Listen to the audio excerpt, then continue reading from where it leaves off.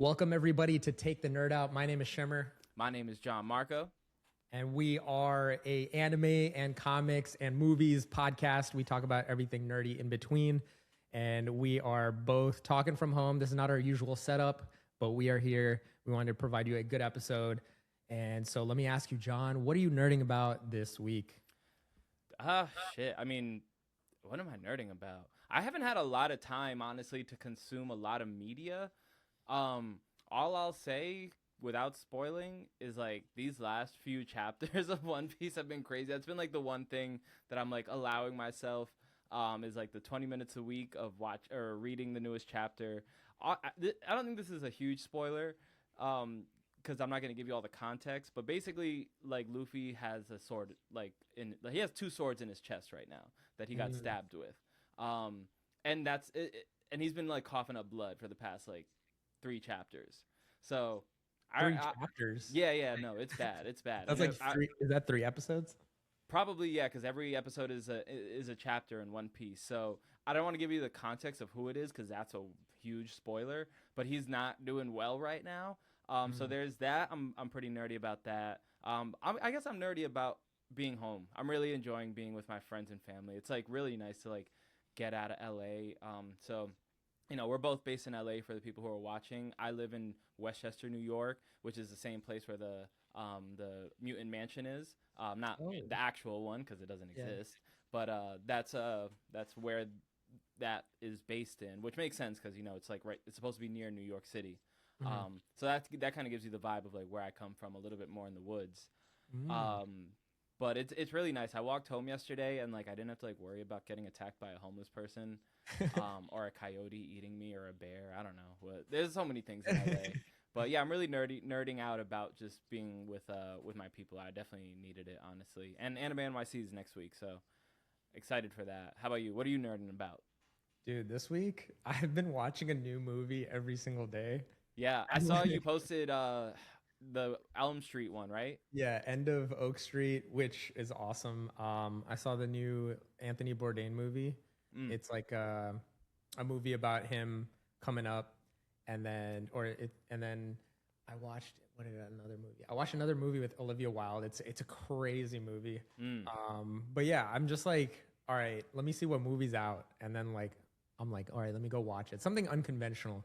So I've been really just watching brand new movies, and then there's like a few, I guess publishers or like media websites that like reach out to me and they're like, hey, we have a movie coming out. Would you want to like watch a screening of it? So a few of those people have sent me a screening. So like I'm just watching a ton of like random new movies that like probably no one would ever go see. But I think that's they what you're should. supposed to do. I feel like, especially Yeah. well, for lack of a better term, we're like movie critics, right? Yeah. Or at least movie reactors. So I feel like that's awesome. Honestly, it sounds like a lot of fun. Yeah, it is a lot of fun, and it opens your mind creatively too. You're like, oh, I never would have watched this, or like, Yeah, you step out of your comfort zone. yeah. So yeah, that's what I've been nerding about. A lot of TV shows that we've been watching. Oh yeah. So yeah, I'm excited to get into that. But yeah, that's what I've been nerding about. But our main topic that we're going to talk about most of this episode is the House of the Dragon finale. Oh yeah. And the We're new finally season. here, man. It's getting Yeah, we're good. It's finally getting real here. good. So yeah, and then I have a bunch of topics about movies that I saw and shows, and then we'll play a few games, and then we got Patreon after this. So we got an exciting tier list that we're gonna talk about and tease at the end of this episode. Oh yeah, we And definitely got to like, feed the Patronies with something good. And I think yeah. I think it'll be fun. I think we've wanted to do tier lists. I think for a little bit now, and I think the number one thing is like printing out the assets. But I'm like, oh, well, this is a good opportunity for us to just like do one that's online. I'm trying to get my notes to like be side by side with this. But yeah, no, House of the Dragon. We are here. Season finale, season 8. What are your first thoughts on it? Honestly, dude, I was a little underwhelmed. Not gonna lie. What? I'm surprised because you loved episode 7. Dude, that episode was so fire for me. Yeah, I think 'Cause- a lot of the times the one before the season finale is the better one. Yeah. I think we've discussed this before. I just feel like the fights don't have as much emotional impact as the original Game of Thrones series did. This one I think is the most maybe emotional fight we kind of got. Oh yeah. And kind of the one that like threw everything around and most unexpected fight as well. Yeah. Like I had no idea where it was gonna go. Are you talking about the season finale or the episode 7? The season finale. Okay. Like, yeah, that like giant battle, dragons coming in. Yeah, Whose dragon is it? Who's gonna fight? Spoilers also if you haven't seen the season finale, if that wasn't clear enough. Thankfully, I don't think we've said anything yet. But yeah, spoilers. If you have not watched it, this is not for you. Just don't leave, but press the fast forward button, maybe till about 30, 40 minutes. Yeah. But yeah, no, I thought it was good. It just, for me, it was a little underwhelming. I don't know why. I just felt underwhelmed. I think I went in already, just, it's no secret that I've been underwhelmed with the overall season and just the direction. So, like, I'm going in, like, okay, like, let's see, like, what's going to happen. And I at least know that, like, next season's going to be fire. And this season, like, definitely, or this episode, like, specifically solidified that for me. I think, just like you said, like, episode 7 was more emotional. It was kind of, I don't know. It had a lot of emotional weight to it. But this one, it reminded me of, like, what I love about Game of Thrones. And I love the reshuffling of pieces.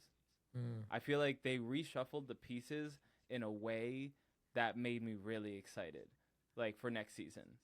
Because dude, I wanted to, sorry to cut you off, but like my favorite part about this season, and honestly, maybe entirety of the Game of Thrones universe. That's crazy. That's crazy. When Aegon comes up to his brother and goes, "I'm alive." Yeah, dude, that was like so satisfying. Yeah. And that moment, I was like, "Oh, this character is the GOAT." Mm-hmm. Like this dude is awesome. Yeah. And I remember in a previous episode that we recorded, I was like, "Oh, he might have a good redemption arc." This basically showed that, like, nope, he is evil, but like now he has validity in how he can actually become king. Like he's just like, everyone screwed me over, I'm coming back. Yeah, no, he's definitely like on his own version of a redemption arc. Like I think he's always gonna be a piece of shit, but like somehow they got us rooting for him. Like and that's what I thought was really cool. Where it's like, okay, now you got a character that I really did not like, but I guess in hindsight now I'm like, I guess he has been one of the best parts of the show. Like I was thinking about when Aemon claimed Alice Rivers, and he's like, oh, that's my betrothed. And he kind of wanted to laugh. It brought me back to the first season where he used to make fun of him at the brothel. It's like, look at this little pussy. Like, he needs somebody to hold him. He doesn't even go here to, like, do the thing that you do at brothels. He just comes here to, like, to be held like a baby because I guess he never got it from his mom or something. I don't know. But, like, he's goated. Like, he might be my favorite character on the show right now. Yeah. No, he's so good. And that was just such a good, like, it was so fulfilling because he's been tossed down. Everyone thinks he's dead. And now he's back. And, like, I was not rooting for him. I was honestly rooting for Rhaenyra. And I think Rhaenyra is having that Mad Queen flip when she's just like anybody that could possibly betray her. She basically cuts them out of her party. And so I like Rhaenyra where she's going. I'm not rooting for her anymore because I'm just like, dude, what are you doing? Like, actually praise the people that are going to help you so that you can get to the top. Like, she's just making dumb decisions, but bad leadership. Yeah, bad leadership. But I feel like this is a better depiction of her turning into the Mad Queen than we got with Daenerys. Because it feels more organic. Yeah, I feel like we saw it gradually happen versus Daenerys. It just happened like in an instant. Yeah. And so I like that aspect of Rhaenyra. But other than that, I think I'm on Team Green, even though the whole time I was on Team Black. And I think I'm still on Team Black just because I'm on Team Green now. But the only reason I still like Team Black is because of Daemon. I think he's such a dope character, and he keeps getting better and better, I think. Green, you would say, is like Aegon and Aemon right now? Yeah. Okay.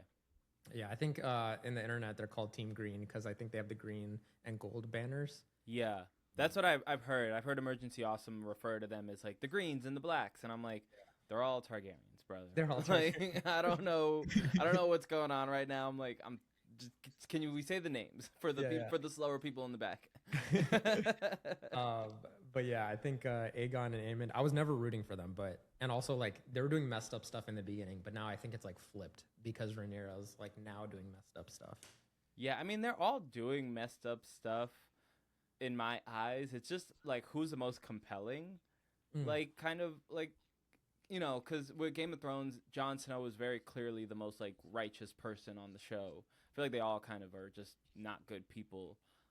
But at least with Daemon and Aegon, it's like they've been done so dirty that now I'm like, dude, your mom tried to kill you. yeah. Now whatever happens from here on out, you're justified. And Aegon obviously like he got killed or he almost got killed by his brother and like flayed like to the point where he looks crazy and his dragon looks crazy, which is also we spoke about that last week about it just being like cool that them kind of both having the same aesthetic. Um but also like Aemon to me was the most intimidating person on the show, and then Aegon is to me like one of the most interesting characters on the show. So them being together, I'm just like, oh no, this is a powerhouse, Yeah. and just so unexpected. I didn't expect it. Did you expect them to team up? I didn't expect it, but I honestly think this is the best case scenario. Like Yeah, it got me hyped because Aemond, he was intimidating in a way where you didn't know how he was going to react, and honestly, it was perfect for the first 2 seasons. And this season, he's kind of like, oh, I don't know what's going to happen. I'm lost, and he's finally getting some direction because of that witch lady. mm-hmm. Um, so I like where his character's at because now he's like, dude, I want forgiveness from my brother now. Like I really messed up. Like now that I have direction, my mom tried to kill me. Now I understand what it was like when I tried to kill my brother. Yeah. You How know, genuine though do you think it is? Like, do you think it's a moment of weakness now, or do you think he'll betray Aegon in like his jealousy will get the better of him in the heat of the battle? that might happen, and I just think that's because of Game of Thrones writing. Yeah. But like if I'm looking at him as a person right now, I think he's fully like not fully healed, but he's kind of like, oh my god, this is like I have to respect my brother now. He came back from the dead. Like I tried to kill him. I think he knows what he did is wrong. Yeah. And I think that's why this entire season he was kind of like locked away. He wanted to be locked away. He's like, I feel bad for this.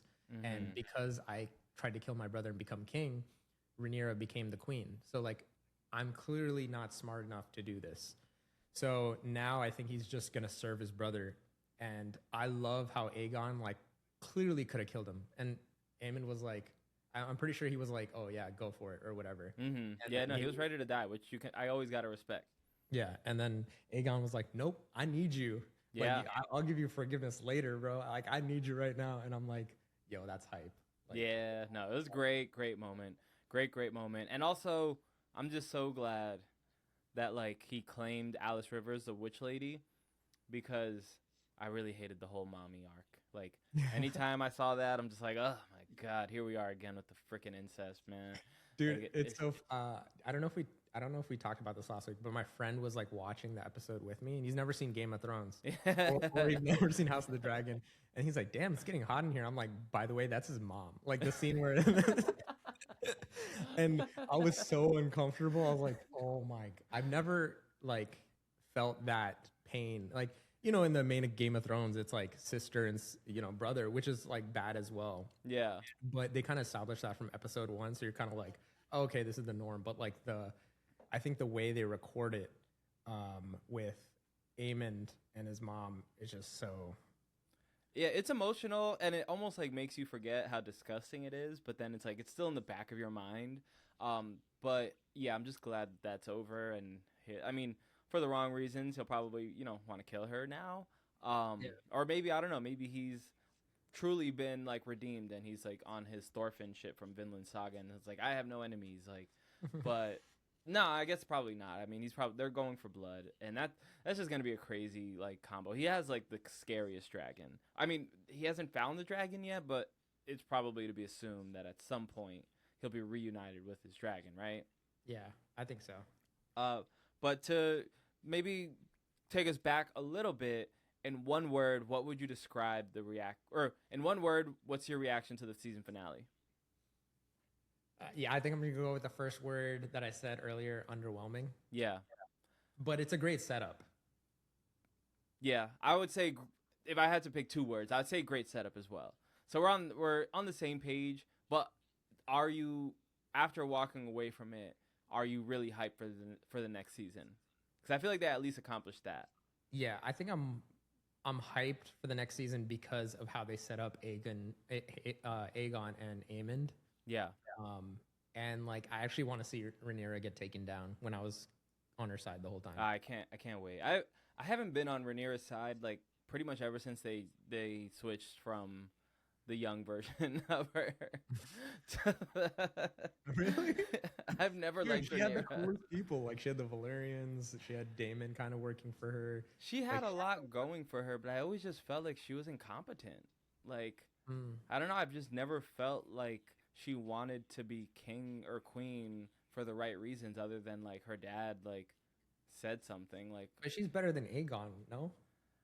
At the time. I guess, but I don't know. I've just never been Team Rhaenyra. I don't know. Something about her like kind of annoys me, to be honest. And you didn't think like Alicent doing all those things was like messed up? And, like, Nah, having Aemond 100%, kill her? 100%. Alicent like is also. But I low-key had a crush on her. I'm not gonna lie. So she could do no wrong. But I don't know. I guess the only character that I liked was Daemon, and then Daemon pissed me off in season 2 because he spent the whole season lost in the woods. But I think Aemon has always been my favorite character, even just because he's evil. I just love a good villain. Like I love I'm just like, oh, he's like badass, and like he cares about the fundamentals of like combat. Maybe not necessarily like was the best ruler either, but at least like I believed him. Like when he pulled up, it's like, oh, like I don't know who I could compare him to him from Game of Thrones, but he's a badass. He's just so dumb though. Yeah, he's very dumb. I think because I think you can compare him and Daemon. Like I think Daemon is also a warrior. Yeah. Daemon is so smart. Like he has his own, motives and stuff like that. I think Daemon is probably like I would classify him as like an anti-villain or anti-hero. Yeah. Like, Daemon and Aemon, those are the two. Those have always been my two goats. But yeah, it'll just be really cool to see them like go head to head. That's like what I've been waiting for. I feel like they've been what do they call it? They're edging me. Edging. They're edging me for it. It's all like they really could have gotten there faster. They could have gotten there so much faster. I've been getting a lot of like now I'm on House of the Dragon TikTok now. Like I'm starting to get the memes and I'm getting like Game of Thrones and just seeing the clips from Game of Thrones and like Jon Snow's like I don't know, man, his speeches and stuff. I'm like, oh my god, this was so good. Oh yeah. You're talking about specifically from the show, or I think you sent me like an offset speech. Both. Like he's like Jon Snow offset, and then like speeches, and they'll put like clips of him fighting. I'm just like, dude, this is so good. It is so freaking good. If there was, what was your biggest disappointment of the season finale? I'm honestly gonna say I think the battle, to be honest, like I was hoping Ormond, I think that's his name. Yeah. That was a hype death, but I just thought he went so soon. Like I thought he was gonna last longer because he was an actual threat to Rhaenyra. He was like hooking her more than Aegon, Alicent. Like he was doing the heavy lifting that made Rhaenyra's life hard and turned Rhaenyra into the Mad Queen. It's because of him. So him going away like that so quickly, it was funny, like the way he died, because he was just like throwing up, I think, because he can't stand blood, which I know is hilarious. But yeah, I just thought, that moment or that entire battle just didn't have that emotional weight that I wanted. That's fair. I would say for me, it's regarding the battle. I really liked the battle. I sat and pondered whether it was like Battle of the Bastards level. It's not. Yeah, I heard you say that. I was like, whoa. I convinced myself for a second, but then I thought about it. I'm just like, nah, man. That moment when you thought Jon Snow was gonna die, and then like out of nowhere you see like a whole nother army like group come behind him, and he's just like, I should be dead right now. Like, I was ready to die. Like, you know, but he was like, I'm going to, like, you remember he wielded his sword, like, clutched his grip, and it's, oh my God, so much horror. We could just, then, like, we could make a whole show where we glaze Jon Snow. And they're both bastards, and, like, one is super evil, and the other one's super good, and it's just I love, what was his name? Ramsay. Ramsay, dude. Oh my God, I loved Ramsay. Yeah. But I also love to see him die. Like, but I loved him torturing Theon. Like, it's like, maybe I'm twisted, but like those to me are some of my favorite parts of the show. I always think about him with the hot dog.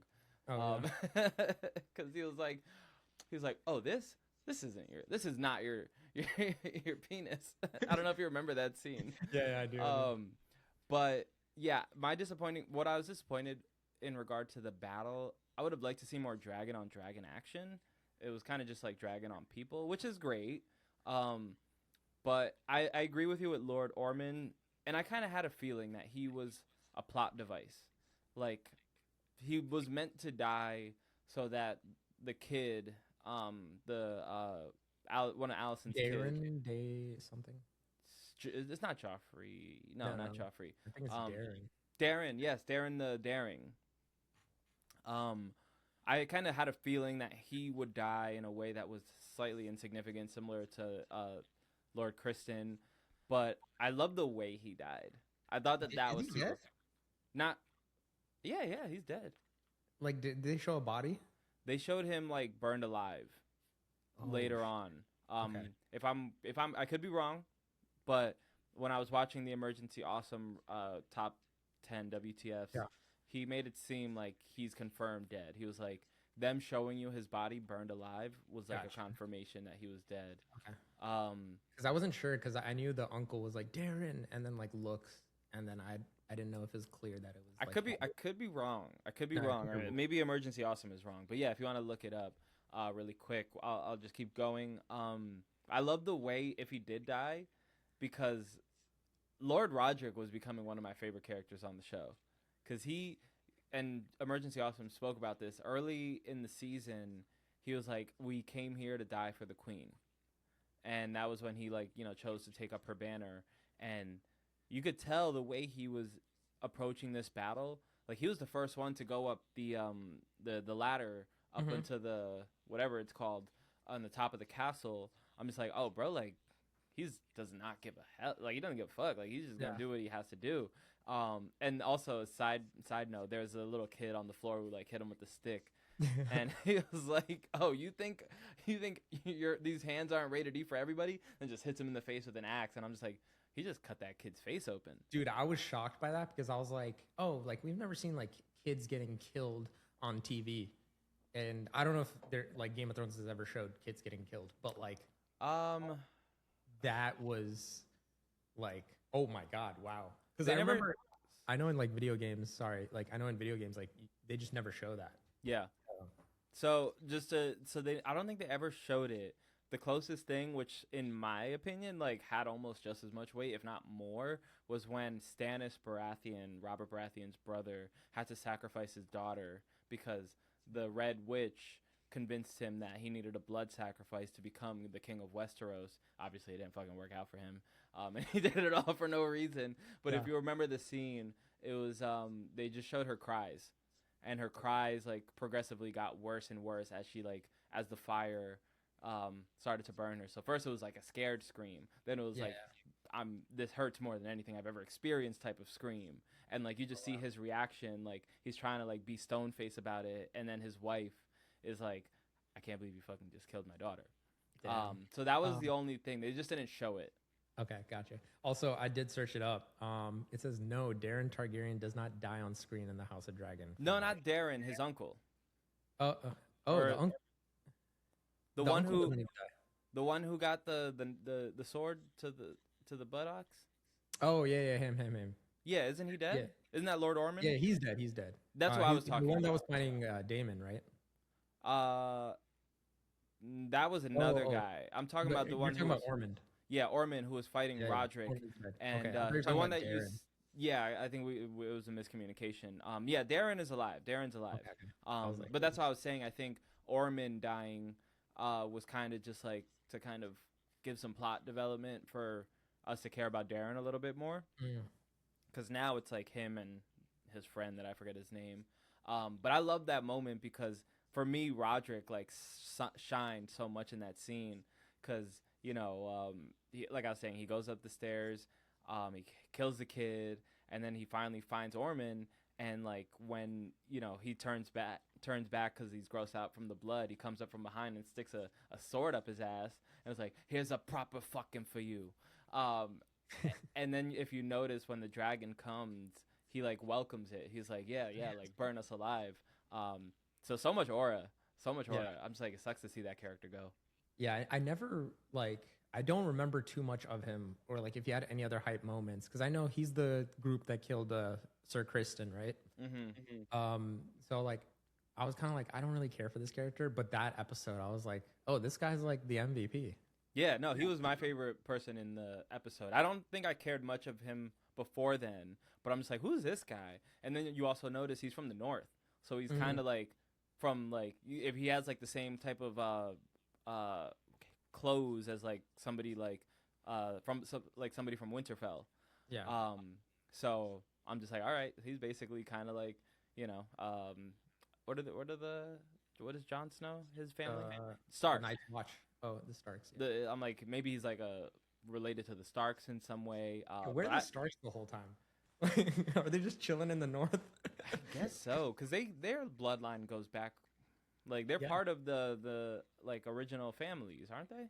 Yeah, I'm pretty sure. I think they're just chilling though. Like I think they've always just chilled, never really caused chaos and they're stuff. They're just like that. Winter's coming. They're just sitting there like, we're not gonna do any of this. Like, winter's coming. Also, I didn't know like I don't remember the high towers that much in Game of Thrones, but then I saw like a picture of this girl that was a high tower, and I was like, oh shit, okay, she was a high tower the whole time.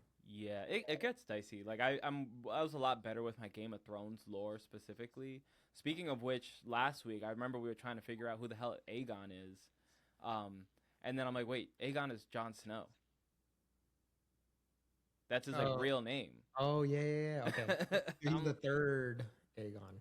Yeah, he's the prince who was promised, or whatever. Yeah. But I remember because there's a few Aegons, but when we were trying to remember which Aegon was which, I'm like, oh wait, Jon Snow was also Aegon. I'm pretty sure. Yeah. I think you're right. Like, I think when his sister, Ned Stark's sister, was like giving him, I think that's what they named him. Yes. Oh man, they like teased us with that scene of like what happened. So cool. So good. When they finally gave it to us, I'm just like, life is good. Yeah. For season 3 of House of the Dragon, which was the best episode and which one was the worst episode, do you think? Best episode, I'm gonna go episode 7. I mean, to me, that kind of was like, oh, I like where these characters are going. We got the Aegon coming back with his dragon. We get Rhaenyra finding out who Sheepstealer's rider was, and Daemon kind of like protecting his daughter. Those are the two hype moments. And then Alicent attempting to kill Aemond. Yeah. So that was like a very scary moment. Yeah. So those are the 3 big moments that I remember from that episode. Worst episode? I don't know. I don't know if there was like a worst episode. Yeah, I was, as I was thinking back on it, I'm like, I don't know which one I would say is the worst one, but I will say episodes 2 to like 6, I was cool on. Like, they were all just the same level of mid to me. But episodes 1, 7, and 8 peak. Like, that first episode, a lot of people really liked, especially seeing how what's her name, Rhaena, like her dragon just like going crazy on like all the different factions fighting each other on the water. So I don't know which one I'd say is the worst, but honestly, I do think 8 was the one that I enjoyed the most. I don't know if I would say it's the best, but I think the start off with Aemon and Daemon really excited me. And then I was happy to see the battle. It wasn't like a top 5 Game of Thrones battle. But I'm glad that they at least tried to, make it suspenseful. Because sometimes, battle, the one where Tyrion like gets his head hit. I forget the name of that one. They just like off screen the whole thing. They didn't show you, and I'm just like, I hate when they do that. don't do this to me. So I at least appreciated that they tried to tell a story. We had whatever his name, the white something white, where he was shit. They caught him shitting, or sleeping on the shitter. And him turning was like a cool turning point. Euler? No, I forgot his name. Or the white or some shit like that. Something like that. But he turned on both families. He's like, I think we need to find out his name because he's like, I had some good commentary about this, but that character, hold on, let me. There's one moment we forgot to talk about in the finale. Actually, is can we leave that window closed? That window is problematic. Because it was who was it? Not Joffrey. In Game of Thrones, the first guy, or in the future, I forget his name, but he jumped out in such a funny way too. And then Helena. Apparently, it wasn't even on purpose. She was trying to escape. She was trying to use her cloth to basically use it as a rope to get down. Really? Yeah. That's I'm going off of Emergency Awesome. He knows his shit, so I trust him. Yeah, but didn't she kind of knit herself at the falling, bottom with blood? I think so. So that's where it gets confusing. He had said that in the books it made it seem like she killed herself, but he was like, but in the show it made it seem like it was an accident. So maybe that's his interpretation, but the books do say that she killed herself. So maybe that's what we should go with. Yeah, because also she was alluding to it. She was like, what's the point of being alive? Or she said something that deep. Yeah, I think he thought that because you could see that the cloth was draped over the window.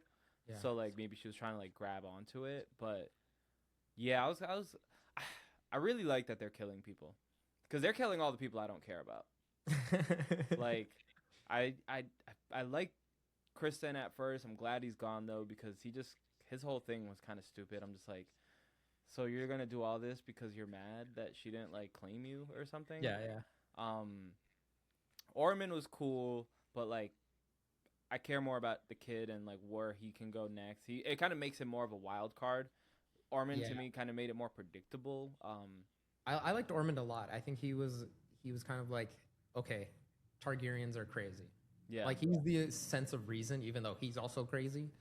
And he was strategic too. I thought he was that's how you defeat a king or a queen. You take away their resources. You don't go in there and kill their family and stuff like that. That's going to make it worse. Mm-hmm. He was the smart one. He was like, all right. And then he actually cared about his nephew. He was like, hey, if you want to survive in this, you gotta be like me. And then I think he's going to take what he learned from his uncle and basically become a better version. Mm-hmm. But I'm scared for him because we got Aegon and Aemond. They're like, oh, our brother's trying to take the throne now. He's just some random, kid. He's not even he's barely our brother. So I'm scared for him. Well, I mean, I guess the way it's been kind of built up between the Greens and the Blacks, I'm assuming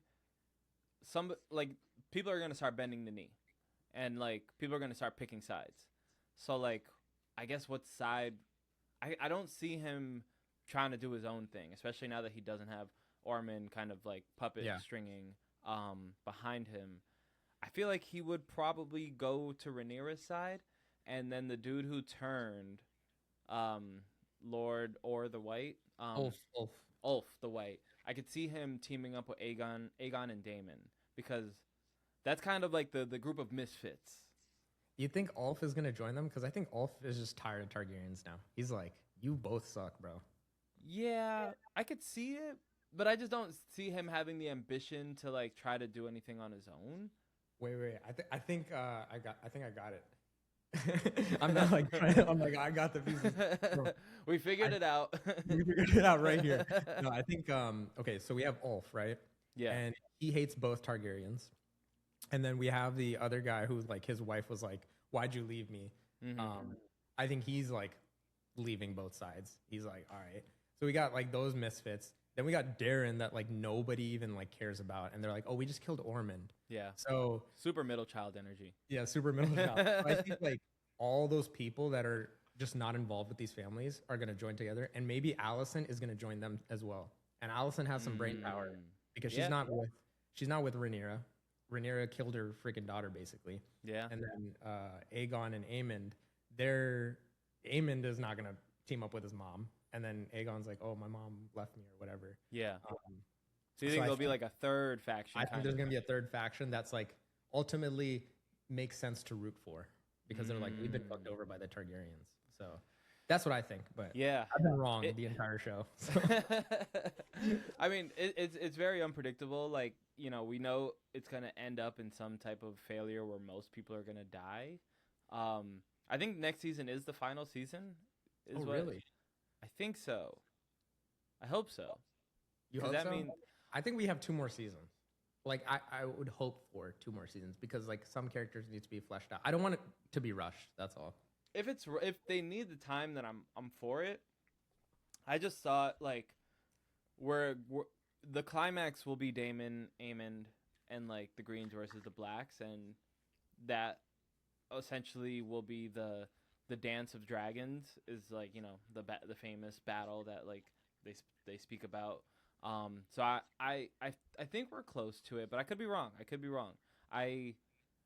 If they do it, maybe it'll be, if it is 1 more season, then maybe they do what Game of Thrones did, where the last like 3 episodes were like movie length fucking episodes, and like each one was like an hour and 20 or something. But yeah, if they need the time, I don't want them to rush, because that's the worst thing a show can do is like rush, especially because it's such a disrespect to the fans to kind of just like, all right, we're almost done. Like, we can't really like scale this anymore. Like, let's just finish this as fast as we can. I think it's so disrespectful to the fans. I also want to say, like, after the season finale happened, I've just been getting a lot of, you know, content from like even the actors. They're like, oh, we put our blood, sweat, and tears. Like, I see Kristen Cole, the actor, he's just like, I've loved this show the past 5 years. So even though, like, yeah, I do say it's mid compared to Game of Thrones, like, I love the heart that's been put into it. I love all the actors are phenomenal.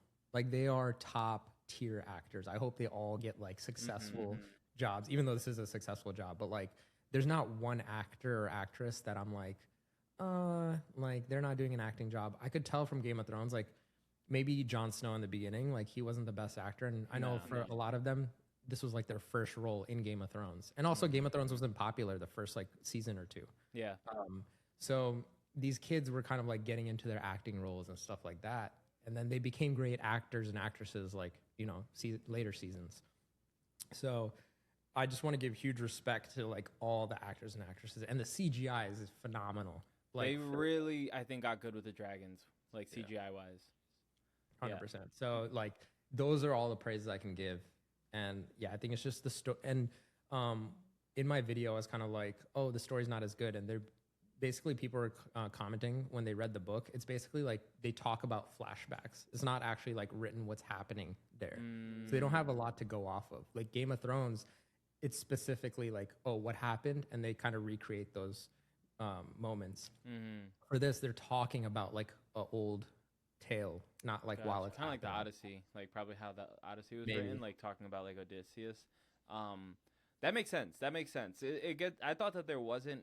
I thought it was just like a textbook or something with like the quoted history of everything.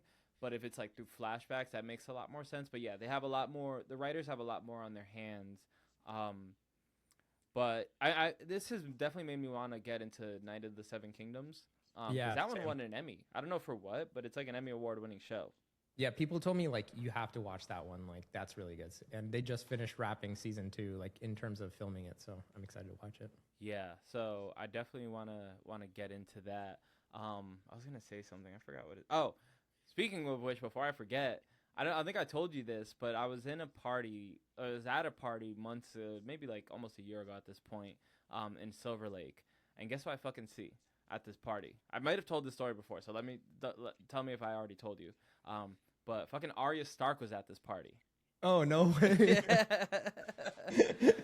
Were you like, you give her a drink and then you drop it?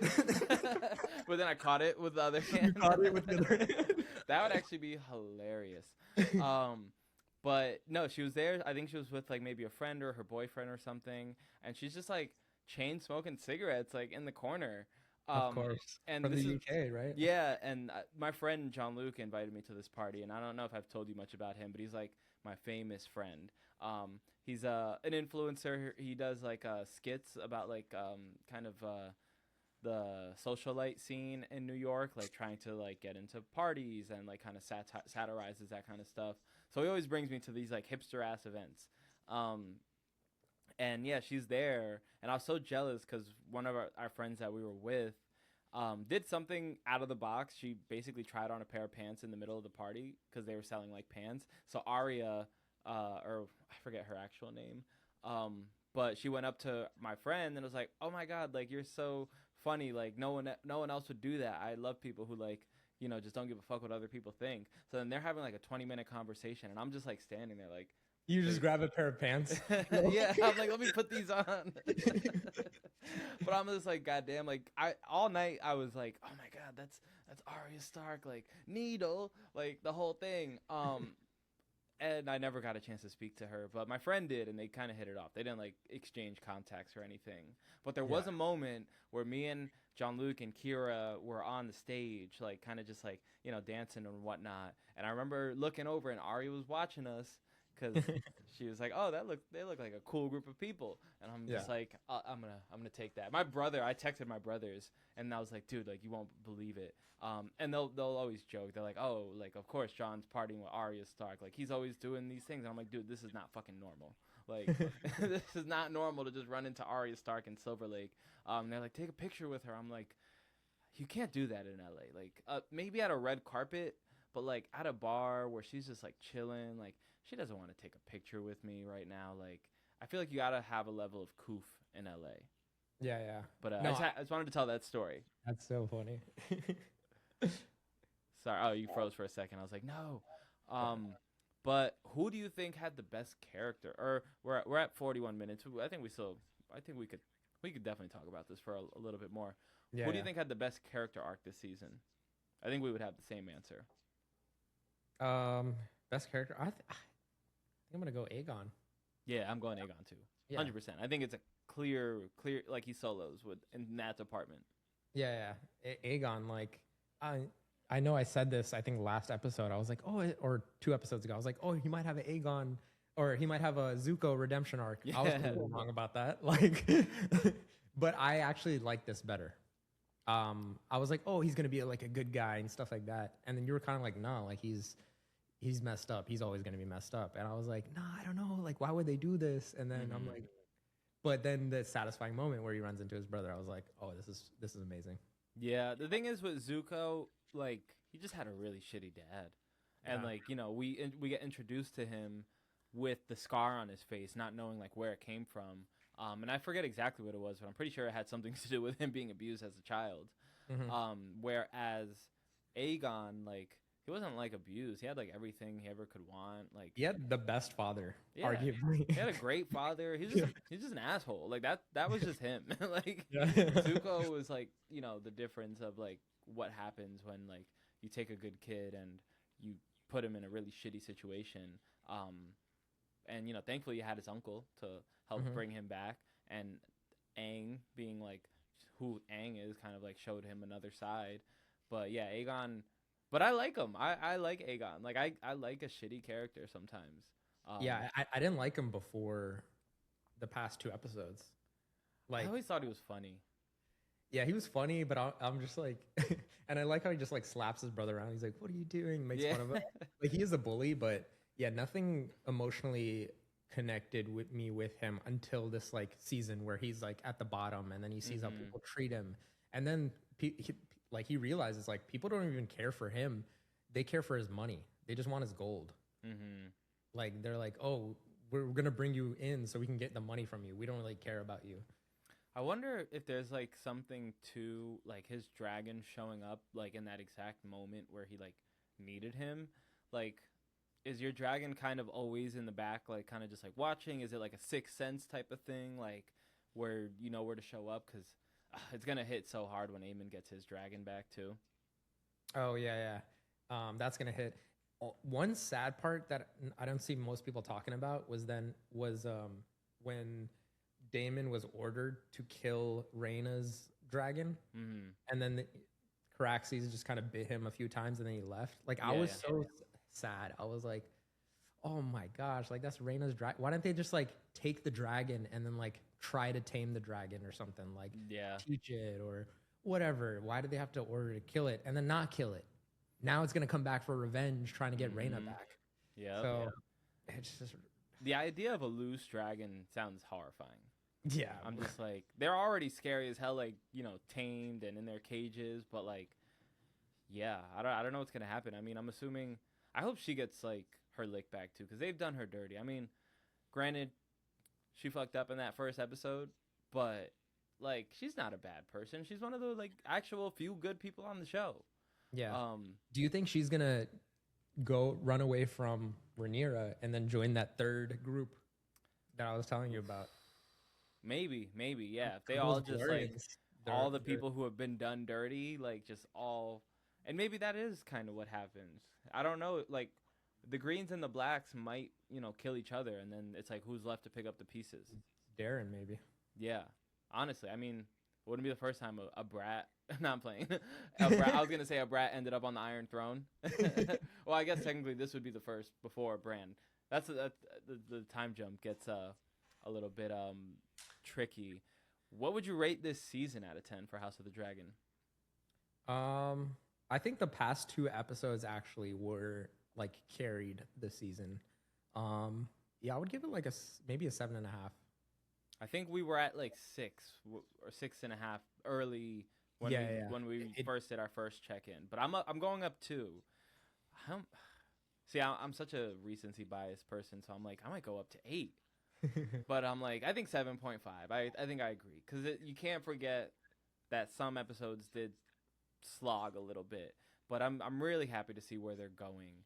I just feel like we could have got here faster. But I don't know. Maybe not. Maybe they needed it this time, and maybe we needed to give them the space to build. Because I actually do care about everyone who's left.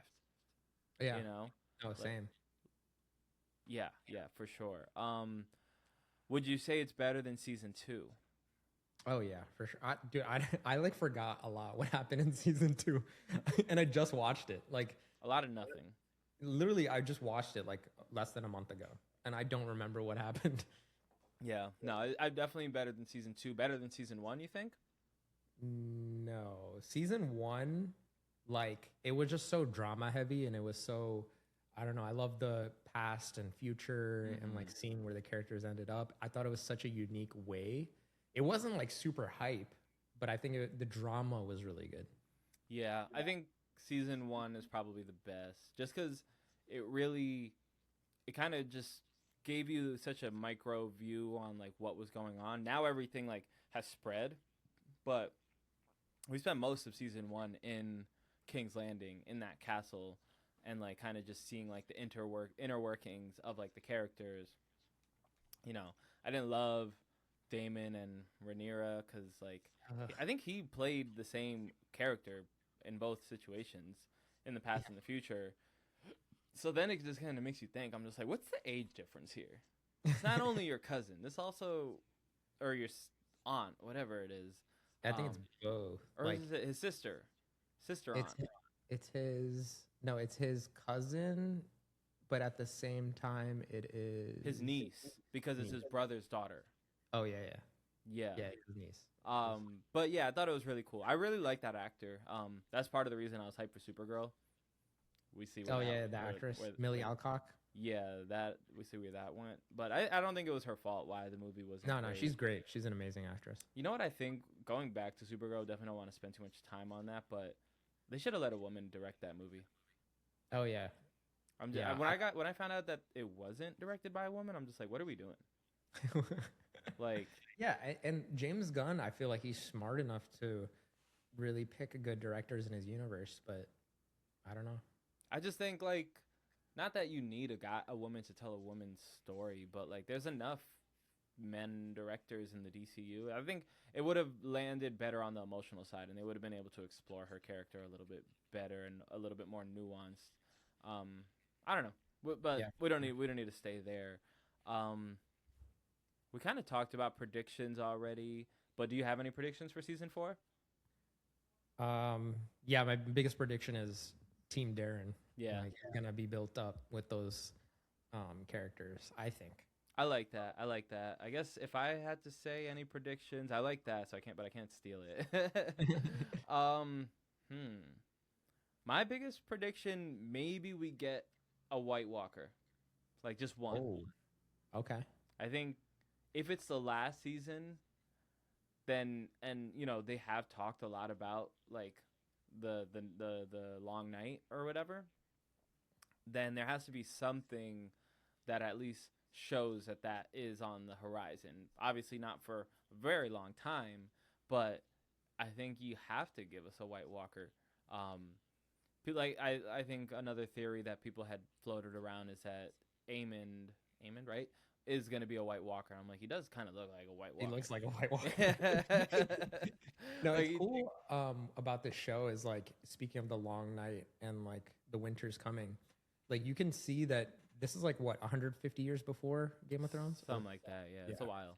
You can see like how scared people have gotten from Game of Thrones to that like House of the Dragon. Like people are like, oh, the night is gonna happen, far away. We don't really care. Like we heard about it, whatever. It's far away. But in Game of Thrones, that's every episode. They're like, winter's coming, winter's coming, winter's coming. Like so you really see the fear kind of like escalating, which is kind of cool. Yeah, and you definitely see it. But even in those first seasons, I'm just like, nobody's listening to Ned Stark. I'm just like, he told all of us in the first episode. He told, like, he went to Westeros, or he went to King's Landing to tell you that winter is coming, and what you guys repay him with, chopping off his head. I'm like, you guys will all be damned to hell. I keep forgetting where I was gonna say. This is maybe a quick idea. Maybe we'll give out some awards for the season. So for House of the Dragon season 3, who's the MVP? Aegon. Yeah, it's Aegon easily. Like we said, best character arc. But yeah, that moment, I'm alive. Like that was really cool. It was almost comical. Like it felt like a joke. But it hit. It had so much aura. It was funny. It was executed so well as an actor. Like there was no notes. Yeah. Like he just slaps him and goes, "I'm alive." Yes. If I had to give an honorable mention, I'm giving Lord Roderick just because of how we went in the last episode. I just thought he was super cool. I love a character who just like does not have any more fucks to give. Yeah. I thought he was funny. I thought he was a true soldier. And he gave us some fun scenes. Him like squirting the blood on Ormond's face, like I thought that was really funny and resourceful. So I'll give him an honorable mention. Damon's good, but I feel like Damon's just consistently good. He didn't like have any breakout moments, but he's always good and a genius like combat. Also Rhaena, I thought Rhaena was pretty good too this season. But yeah, it's definitely Aegon for me. Yeah. Biggest fraud. I'll go. Sorry, I'm going with Rhaenyra. I fucking hate Rhaenyra. She's been a fraud. She's been on Fraud Watch for a long time, and I can't wait till she get what's coming to her. But who do you pick? Yeah, I mean Rhaenyra definitely pissed me off because I was on her side. I was like, "Yo, I'm on your side," and then I'm like, "Why are you doing this? Like these people want to help you. Like obviously they don't fully trust you, but like they want to help you. Like support them." This is a funny one. I would say the biggest fraud is I think his name is Hugh Hammer. He's the guy with the long hair that goes for his wife, and then she's like, "You haven't been with me." The Dragon Rider. The black guy. No. He's the other like random Dragon Rider that they find. Oh yes, I think. Yeah. I'm gonna look him up just so I can see his face. Basically he became a Dragon Rider, and then he's like telling his wife would tell him, "Oh, you're broke," and then he's like, "Oh, I'm a Dragon Rider. We're gonna be rich." And so then he leaves his wife, and then like comes back, and she's like, "Why'd you leave me?" This is more her fault, but like, I'm like, dude did everything for his wife just for his wife to not even care, and so. So you're saying his wife is a fraud? His wife is a fraud, but he's also him because he didn't see it coming. And two, like he left his dragon in the back while they're fighting, and he went to go in the steps, and he basically costed them a lot of men and people just for you to like go for your wife. Like you're only a dragon rider because of your wife. Yeah. Like you should be a dragon rider for honor, and like he should have be able to convince his wife because he tried to. He was like, come with me," and she's like, "No, no, I'm not gonna come with you." And I'm like, you couldn't convince your wife to come with you, and then you go back for her. You go back for her, and then ends up dying. And I'm like, dude, what are you doing, dude? I mean, it's Game of Thrones. People like, and it's cool, I guess, to see like them not fully get to fulfill what they're trying to do. But yeah, he ends up looking real stupid at the end of it. Yeah. Also, before I forget, speaking of, not to shit on our girl Rhaenyra, but I definitely, I hate her when she's called herself the prince who was promised. That shit pissed me off. I'm like, we don't want to talk about small potato stuff. Like, I'm just like, girl, you are the smallest of potatoes. Like, what are you talking about? The prince who was promised? That's Jon Snow. Put some fucking respect on his name. But alas, I'll chill.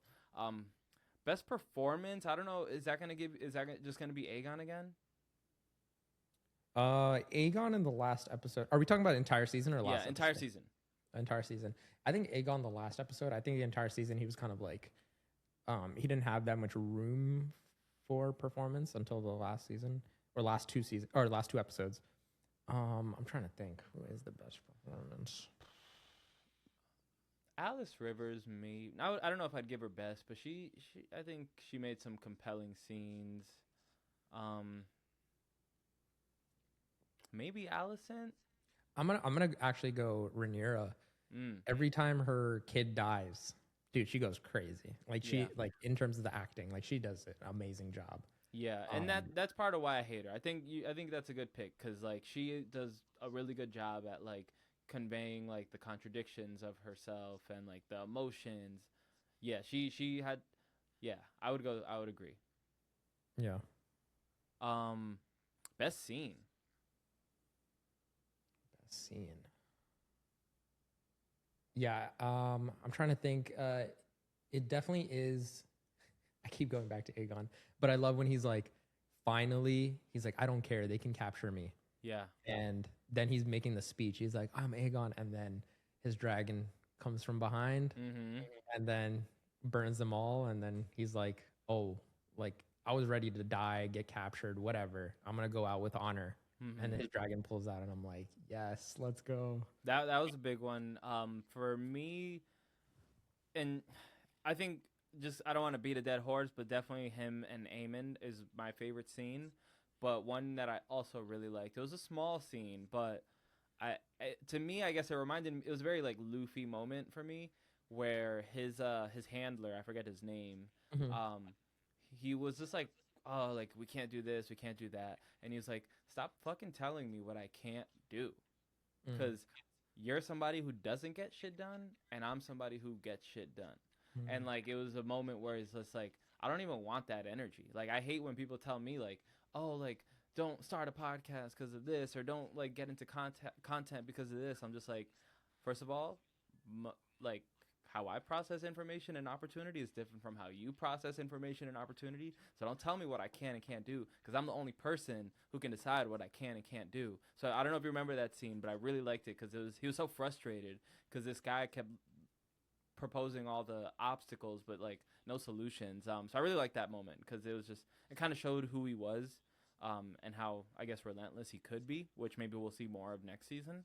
Yeah. Do you think that handler's gonna come back? Probably. He didn't die, right? No, he just like left. Yeah, I would think so. Yeah. Anything? Oh wait, we have some more topics that we never really got into. But anything else on the House of the Dragon finale before we kind of put a bow on that?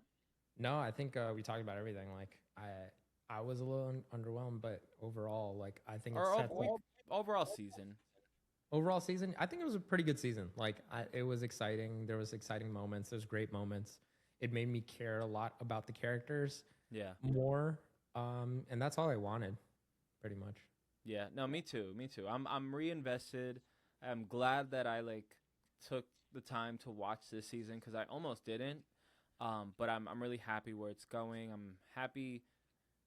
Like you said, there's a lot of love in this show. You can't shoot a show like House of the Dragons, Game of Thrones, without a lot of love, because these people are on location a lot of the times, like filming around the world, like, and sometimes maybe not the best conditions.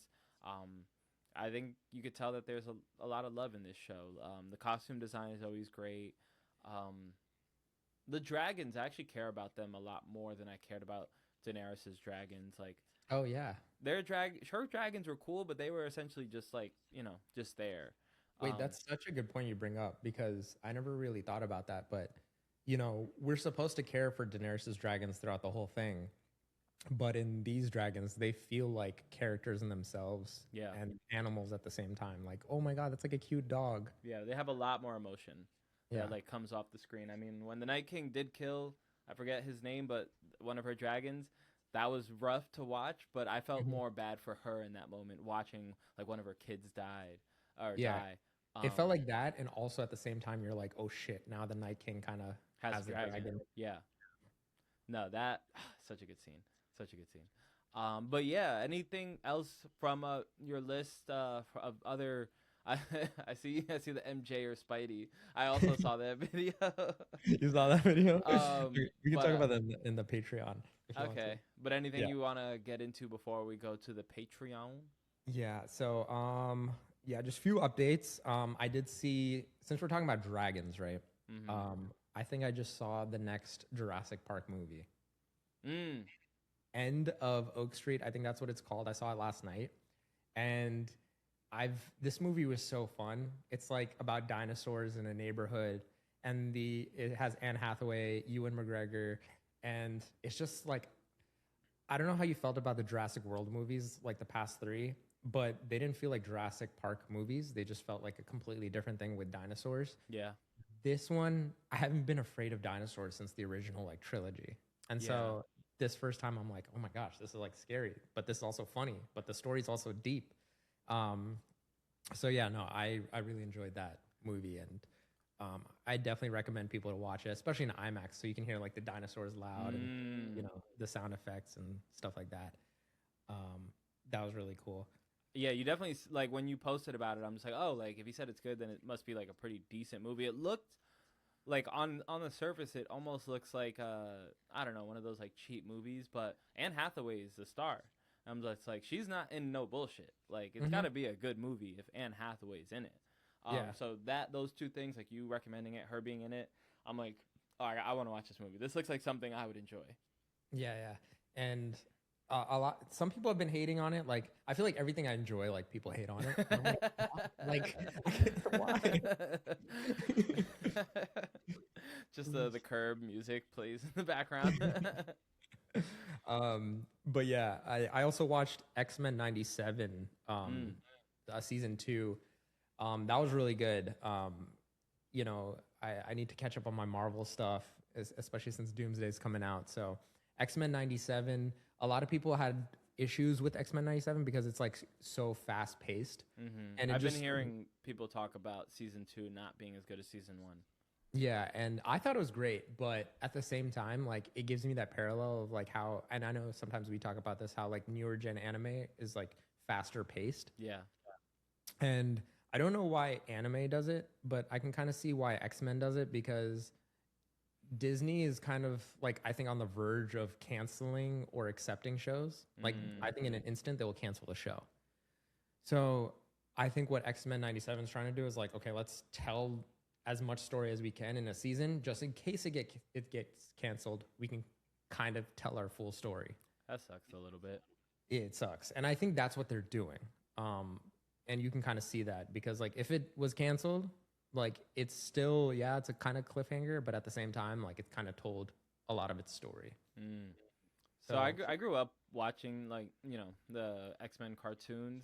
I never got into 97. Like I watched like the first episode, and I think I've just been so deep into my anime hole. But I do want to watch it. It's definitely lower on my list compared to like Invincible. Because I feel like that's the best animated comic book show right now. Dude, Invincible is so good. Yeah, I'm really excited for like once we get closer to see the new season, I'm gonna just like start watching it maybe a month or two before that. Just so it's like fresh for me. I feel like, especially like for content purposes. But I can see that, and that's what kind of sucks about Disney's approach, because if you're willing to cancel the shows, then it kind of shows how unimportant these shows could be, like, or at least how you're gonna view it. Because like if it's supposed to be all necessary for the MCU, then it's like you can't cancel the show because it's gonna ruin the continuity. But like it kind of shows like, and not for X-Men 97 because it's its own thing, but like the live action ones, it kind of shows that like, oh yeah, these are just like shows, like they don't actually matter. And that's what I think the MCU is known for, is the interconnectivity of all of the shit. So if you can kill one off, then how important is it? It kind of tells the fans that, oh, this actually wasn't that important, you know? Yeah. No, 100%. And speaking of Disney canceling shows, Disney canceled the Power Rangers reboot. I don't know if you grew up watching Power Rangers. No, I was afraid of them. Damn, what? They creep me out, man. I don't like people with masks. Dude, so but I heard about, like, what is it, the yellow girl Power Ranger everybody used to have a crush on, or the green one? Yeah, no, I mean, honestly, a lot of people had crushes on the pink, on the yellow, on the all Power Rangers. Like, at least every single series, someone crushed on somebody. I never got into it. I don't know why. Dude, it's so sick. But yeah, Disney was gonna reboot it. I'm not sure if this is official news though, but I saw it, so I was like, all right, I have to definitely talk about it because I've always been a fan of Power Rangers, and it's one of those franchises that I think could be as big as Marvel. It could be like as huge as like anime could. Like it could expand into so many universes, different stories, games, all this stuff. But for some reason, they just don't know how to handle it. Have you heard of? Have you heard of the Lone Power Ranger? No. What is that? You would like it. My brother, who I think also like was a big Power Rangers fan growing up. It's an anime. It's an anime about the Power Rangers, but this one is in a world where all the Power Rangers died except one. Oh shit. Yeah, that's what I think it is. But apparently, it's like really good. Damn. There's this anime actually. It's inspired by Power Rangers, but apparently it's kind of like The Boys, where they're evil. I really wanted to watch that, but that sounded so cool. I forgot what it's called. I wonder if we're talking about the same one. I don't think so, because I think what you're talking about, it's like directly for Power Rangers, right? What you're talking about? I believe so. The one I'm talking about is, what was it called? It's called Go-Go Loser Ranger. Oh, that's the one I think I'm talking about. Oh, really? Yeah, so maybe I misunderstood the concept, but I thought it was about like all of them dying except one. Or maybe they're all evil except one. Maybe that's what it is. That maybe they're all evil except one, because it features a dark twist. Heroic-looking Rangers are secretly corrupt. Yeah, I guess I misunderstood the concept. I thought that's what it was. Sorry, guys. I let you down. No, but your concept sounds sick too. I'm like, yeah. Oh wait, I think you know what I'm confusing it. I think there's a lone Teenage Mutant Ninja Turtle one where they all die. Yeah. That's what I'm thinking of. Oh, that's what I'm thinking of. Yeah, they're making a game off that. What you're talking about? Oh, that'd be sick. I love the beat 'em up style ones. I'm guessing this one will be different than the beat 'em up style ones. But yeah, love Teenage Mutant Ninja Turtles. Like just watching it when we were kids and shit. Dude, it's so sick. Those are like most of my topics. We can talk about the rest in Patreon. Yeah. All right. So thank you guys for watching. We are going to take this on to the Patreon. We kind of spoke about a little bit what we plan to do there. We have a few more topics I will get to first, and then we're actually going to do a tier list with all the Spider-Man movies, including Venom movies. So we're going to show some love to our Black Spider-Man. And not to be confused with Miles Morales. But all right. Thank you guys for watching. Catch us on the Patreon. Peace. Peace.